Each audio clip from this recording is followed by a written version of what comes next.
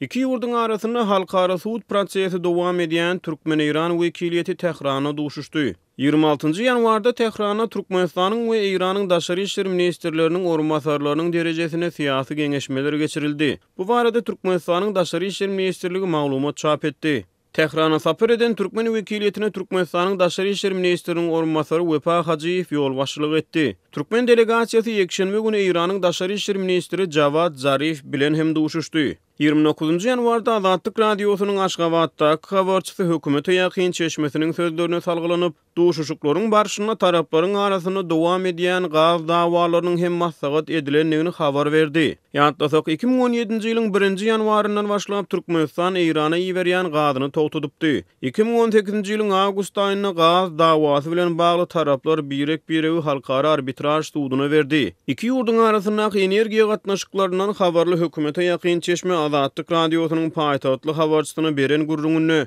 soňky gepleşiklerde gaz dawalarynyň maslahat edilendigini şeýle gurrun berdi. Türkmen delegasiýasy beýleki meseleleri bilen bir hatarda gaz dawasyny dostlukly çözmegi teklip etdi. Ýöne biz gaz ibermek beýt edip üstesine olar suuda da berenden soň Iran sypaýçylyk bilen ýylgyryp muny ret edýär. Köpler suudi işiniň biziň peýdamyzda çözülmejekdigini aýdýar diýip hökümete ýakyn çeşme medeniýetde çykyş etmäge ygtyýarsyz bolan soň atlandyrylmazlyk şertini Azatlyk radiosynyň habarçysyna gurrun berdi. Ol Türkmenistan bilen Iranyň arasyna sewda pudawyna bar bolan meselelere degip geçdi. Geçen ýylyň aýagyna biziň telekeçilerimize Irandan harit import etmek gadagan edildi. Olary degişli 2% ýeňillikli valyuta alış-salyşygy ýapyldy. Gök bakça önümleri, hojalyk haritlary, sabun, diş pastasy ýaly senagat önümleri Irandan satyn alınýardy. Irandan importun gadagan edilmegi biziň bazarlarymyzdaky ýagdaýlara kömek etmedi. Gadagançylyk girdilenden soň degişli haritlaryň bazar narhlary 50-60% gymmatlady diýip ýagdaýlardan habarly çeşme gurrun berdi. Türkmenistanyň daşary işler ministrliginiň resmi web-saýty 28-nji ýanwarda çap eden maglumatyny Tehranda geçirilen Türkmen-Iran gepleşiklerine syýasy we sewda ykdysady ulgamlarda hyzmatdaşlygyň maslahat edilendigini habar berdi. Şeýle-de taraplar energetika, ulag we sewda ýaly ugurlarda döwletara hyzmatdaşlygynyň möhüm meselelerini üns çekdiler diýip Türkmenistanyň daşary işler ministrligi ýazýar.